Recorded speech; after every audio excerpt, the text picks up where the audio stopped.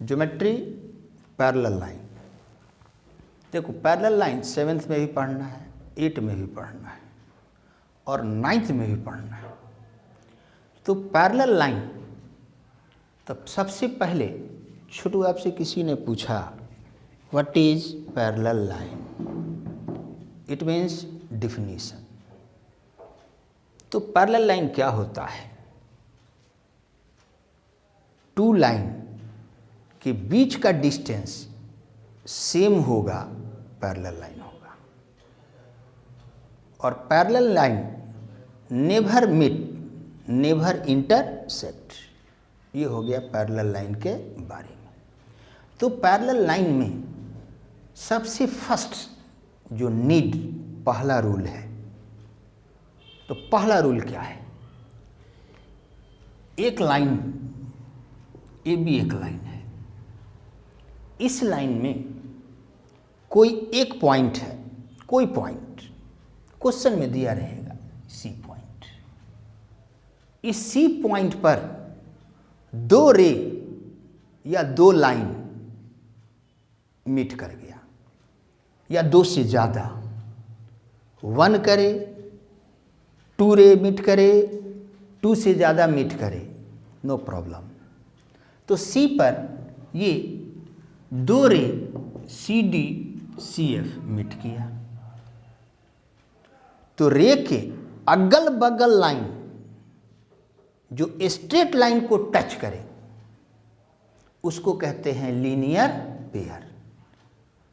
तो अब ये एक लाइन है, सी पॉइंट पर सी डी और सी एफ मिला, तो रे के अगल बगल ये पहला एंगल, ये दूसरा एंगल, ये तीसरा एंगल, 3 एंगल बना।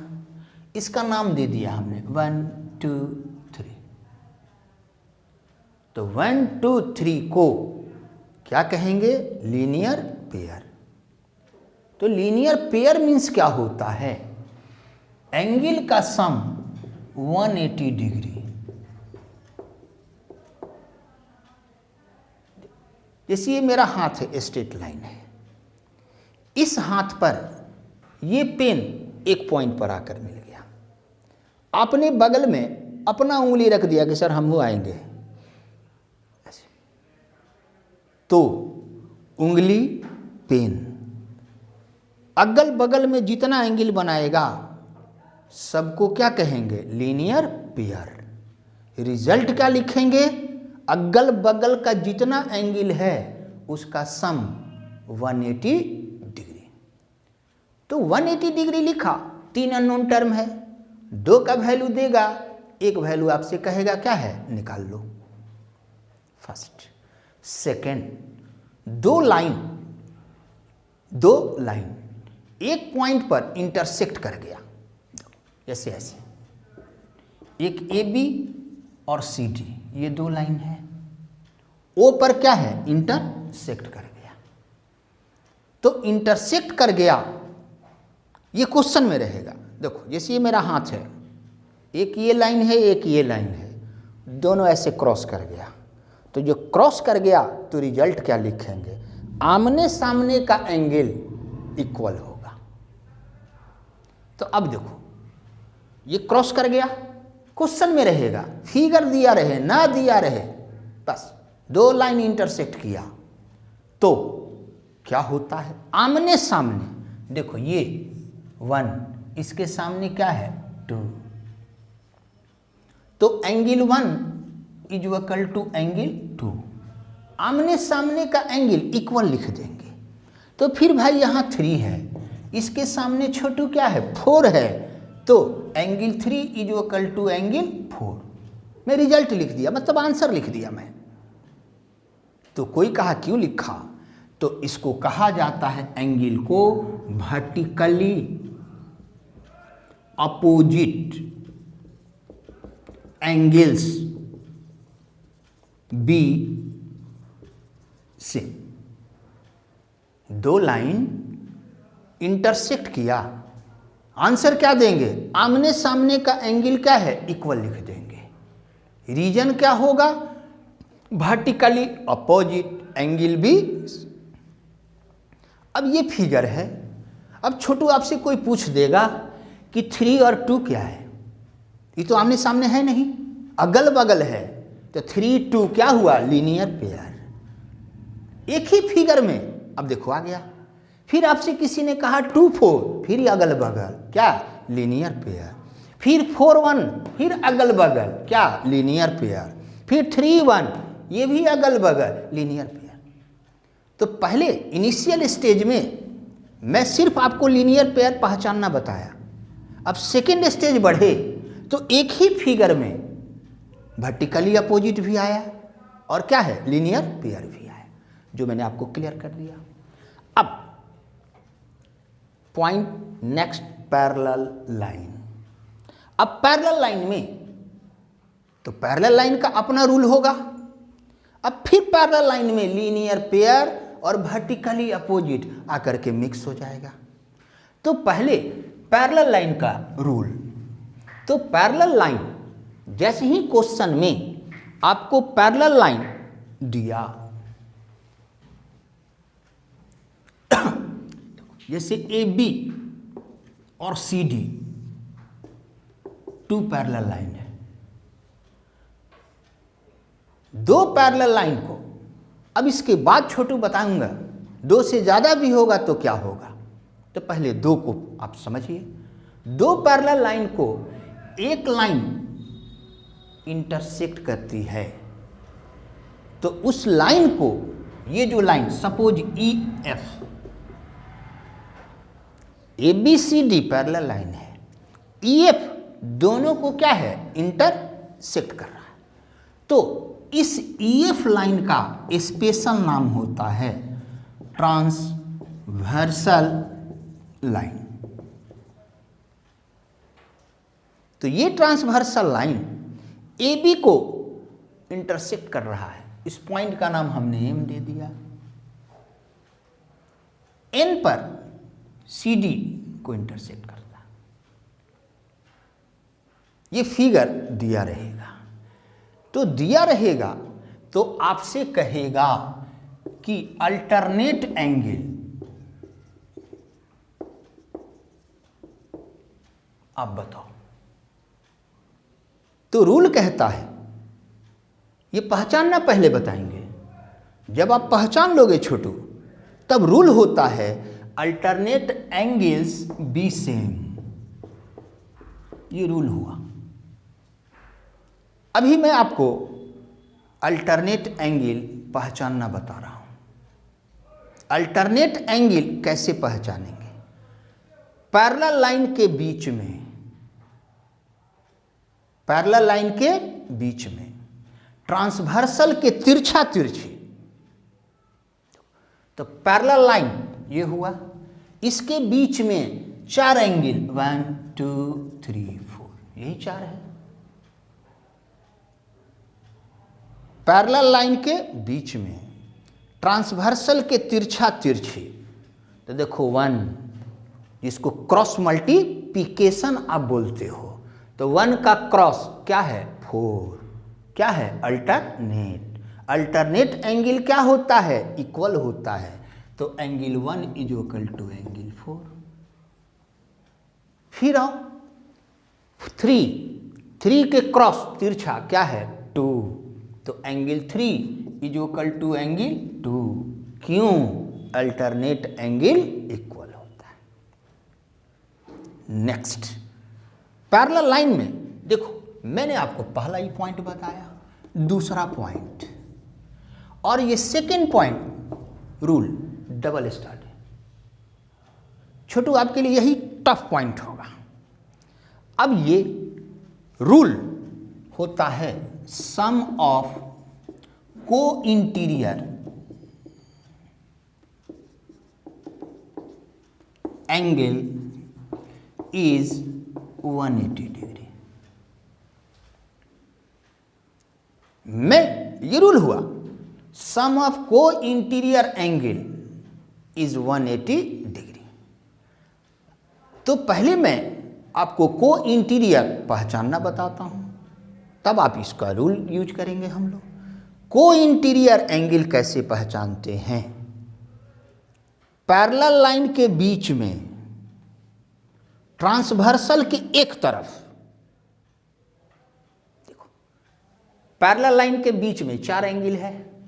मैं क्या बोल रहा हूं, पैरेलल लाइन के बीच में ट्रांसवर्सल के एक तरफ या तो राइट देखना है, फिर क्या है, लेफ्ट देखना है। तो पैरेलल लाइन के बीच में 4 है एंगल, राइट देख रहे हैं तो क्या है, 2 4 है। ये हुआ को इंटीरियर एंगल। तो angle 1, angle 2 plus angle 4 180 degree.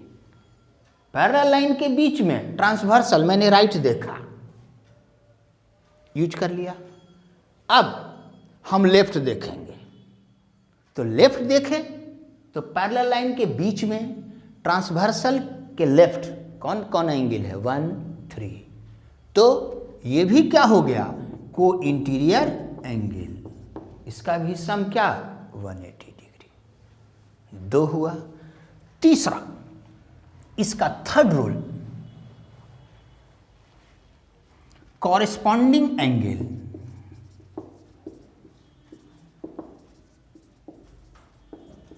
B same. Corresponding angles B same. तो कॉरेस्पॉन्डिंग एंगल हटाइए छोटू, कॉरेस्पॉन्डिंग का मतलब क्या होता है। 7th में आपको पढ़ना है ज्योमेट्री में कॉन्ग्रुएंसी, उसमें कॉरेस्पॉन्डिंग साइड पूछेगा। देखो यहाँ कॉरेस्पॉन्डिंग एंगल है, जब आप कॉन्ग्रुएंसी पढ़ने लगोगे तो वहाँ कहेगा कॉरेस्पॉन्डिंग साइड बताओ, तो मैं आपको दोनों बताऊंगा। 9th में आप आइएगा फिर कॉन्ग्रुएंसी है। 10th में जब आप जाइएगा तो वहाँ चैप्टर का नाम होगा सिमिलरिटी, फिर वहाँ पर कॉरेस्पॉन्डिंग साइड बोलेगा। अभी आप कॉरेस्पॉन्डिंग एंगल पढ़ रहे हो, फिर कॉरेस्पॉन्डिंग साइड है, तो आप कंफ्यूज ना हो। अब इसके लिए मैं आपको बताता हूँ, naught angle not side, corresponding का मतलब क्या होता है। मेरा लेफ्ट हैंड आपका लेफ्ट कॉरेस्पॉन्डिंग, मेरा राइट हैंड आपका राइट हैंड कॉरेस्पॉन्डिंग। ये जनरल हुआ। अब आइए फिगर में, कॉरेस्पॉन्डिंग एंगल हमको बताना है, तो कॉरेस्पॉन्डिंग एंगल हमें बताना है। तो फिर ट्रांसवर्सल के पहला राइट देखेंगे। तो देख भाई, ट्रांसवर्सल के राइट देखें, राइट देख रहे हैं।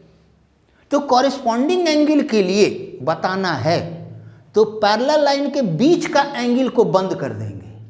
ये सब है बंद, देखबे ना करेंगे। तो कॉरेस्पॉन्डिंग एंगल पहचानने के लिए मैं क्या बता रहा हूं, पैरेलल लाइन के बीच के एंगल को फट से बंद कर देंगे छोटू। अब उसके बाद राइट जाएंगे, राइट जाएंगे। तो राइट गए, जिस एंगल का कॉरेस्पॉन्डिंग बताना है उसके ऊपर जाएंगे ना तो नीचे जाएंगे, और एक एंगल को छोड़ देंगे। अब आइए, आपसे पूछे पापा, ए बेटा यहां 5, पापा 5 लिख दिए, तो चलिए राइट देखेंगे। हाँ पापा जी बोलिए। तो बेटा इसका कॉरेस्पॉन्डिंग बताओ। तो जिसका कॉरेस्पॉन्डिंग 5 का बताना है, नीचे या ऊपर, नीचे तो एंगल लेना है तो ऊपर जाएंगे, ऊपर जाएंगे, एक छोड़ देंगे। ऊपर गए, इसको छोड़ दिए, इसको छोड़ दिए, तो बचा क्या, 2। यानी एंगल 5 और एंगल 2 क्या हुआ, कॉरेस्पॉन्डिंग। कॉरेस्पॉन्डिंग एंगल इक्वल होता है तो angle 5 is equal to angle 2। अब कहे पापा कि बेटा 4 का बता छोटू, 4 का बता। तो फिर राइट देखेंगे हम, 4 है, नीचे अगर गए एक छोड़ के एंगल ही नहीं है तो ऊपर चले, तो ऊपर चले, ये 2 ए को छोड़ देना है। आपका कॉरेस्पॉन्डिंग क्या हो गया, यहां नाम दे दिए, यानी angle 4 is equal to angle 6। ये राइट हुआ। अब पापा जी कहेंगे बेटा राइट तो तुमने बता दिया, अब तुम लेफ्ट आ जाओ। तो चलो लेफ्ट आएंगे। पापा ने कहा बेटा 7, लेफ्ट देखेंगे, लेफ्ट। अब 7 है ऊपर गए, एंगल ही नहीं है। तो नीचे आएंगे, ए ओ को छोड़ देंगे, तो नीचे आए, इसको छोड़ दिए, ये क्या हुआ, corresponding angle 7 is equal to angle 3। तो पैरेलल लाइन में जैसे ही फिगर में पैरेलल लाइन दिया, तुरंत अल्टरनेट एंगल इक्वल होगा, कॉरेस्पॉन्डिंग एंगल इक्वल होगा, sum of co-interior angle का सम क्या होगा, 180 डिग्री होगा। ये 3 रूल का आपको क्या है, यूज कर देना है। लेकिन ये तो स्पेशल हुआ। अब आइए, अब ये फिगर पैरेलल लाइन दिया, ट्रांसवर्सल दिया, दे दिया, तो आपसे किसी ने पूछा 7 6 क्या अगल बगल लीनियर पेयर, फिर 6 1 आमने सामने क्या वर्टिकली अपोजिट, यानी एक पैरेलल लाइन में ही पैरेलल लाइन का स्पेशल रूल, और जहां जहां पैरेलल लाइन रहेगा वहां वहां लीनियर पेयर और वर्टिकली अपोजिट साथ साथ चलेगा। ये आपका पैरेलल लाइन का क्या हुआ, बेसिक रूल हुआ। तो यहां तक 7 और 8 के बच्चे को बस यहीं तक ध्यान देना है। अब इसके बाद का जो रूल मैं बता रहा हूं वो 9th क्लास के बच्चों के लिए।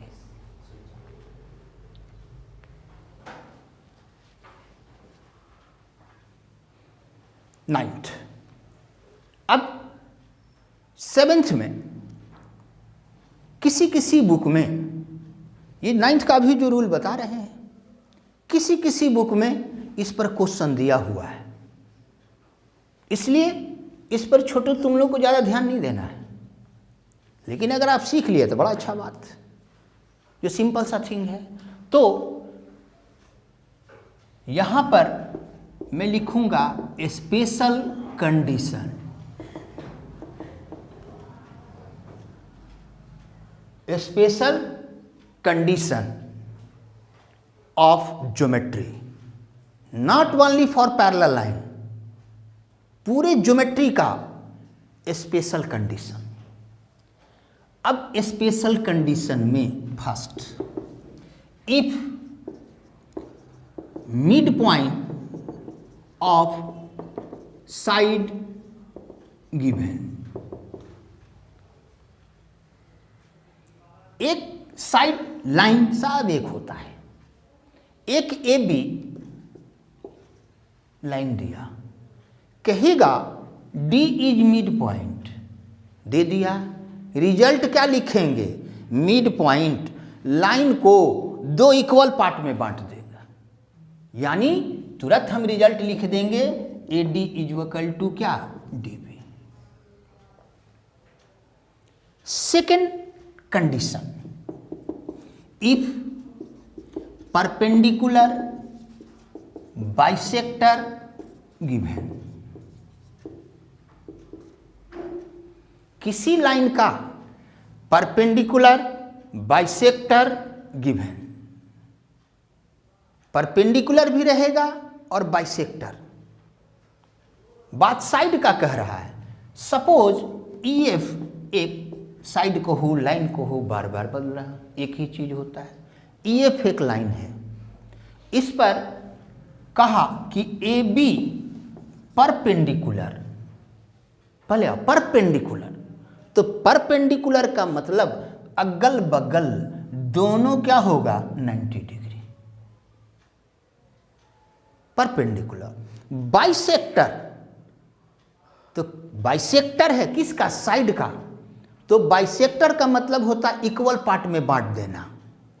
तो परपेंडिकुलर बाइसेक्टर दिया तो मैं दो रिजल्ट लिखूंगा, angle 1 is equal to angle 2 is equal to 90 degree, ये परपेंडिकुलर का मतलब हुआ। बाइसेक्टर का मतलब क्या हुआ, साइड 2 इक्वल पार्ट में क्या है, बट गया। तो दूसरा रिजल्ट मैं क्या लिखूंगा, E B is equal to B F. तीसरा रूल इसका, if angle bisector given,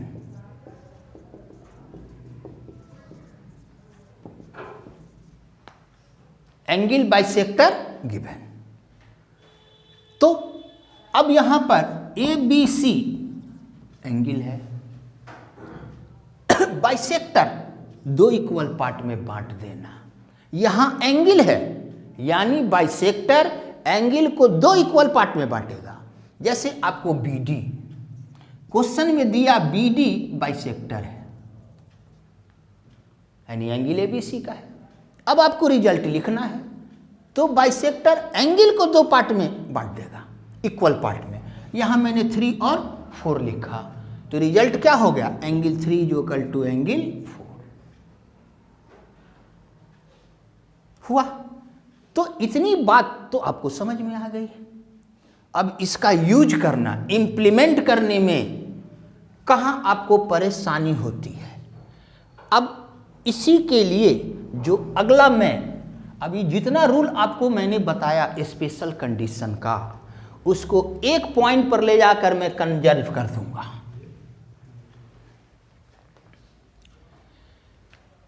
if bisector given, चाहे साइड का हो चाहे एंगल का है, देखो इसी पर मैं ट्रिपल स्टार दूंगा। 9th का बच्चा अगर इस चीज को आप समझ गए तो फिर ज्योमेट्री का 80% प्रॉब्लम आपका सॉल्व, 80। तो अब मैं इसको क्या बताया। अब आइए, आपसे कहा कि भाई डी मिड पॉइंट कहो, डी बाइसेक्ट कहा, तो दो रूल का यूज करना है। Small is equal to bigger by 2, bisect कहा तो small is equal to bigger by 2। नहीं हम साइड लिख रहे हैं, नहीं हम एंगल लिख रहे हैं। अब आइए, अब आपसे जैसे ये ए बी है, डी बाइसेक्ट कर रहा, तो ए डी स्मॉल पार्ट है।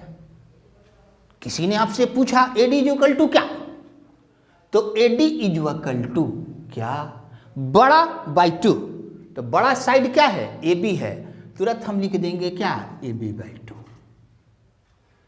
अब एंगल पर आइए आप, ये A B C B D bisect. तो आपसे किसी ने कहा एंगल 3 इज इक्वल टू छोटा है क्या, बड़ा बाई 2, यानी angle A B C by 2। तो इसका यूज आप कैसे करोगे। आप कैलकुलेट कर रहे हो ज्योमेट्री में, ज्योमेट्री में आप कैलकुलेशन अपना रूल का यूज कर रहे हो, और आपके पास छोटा पार्ट है, बाइसेक्टर दिया है, लेकिन प्रूव करना है बड़ा पार्ट को, तुरंत छोटा पार्ट के जगह क्या लिख देंगे, बड़ा पार्ट बाई 2 लिख देंगे। इसका सेकंड, यहीं से बिगर पार्ट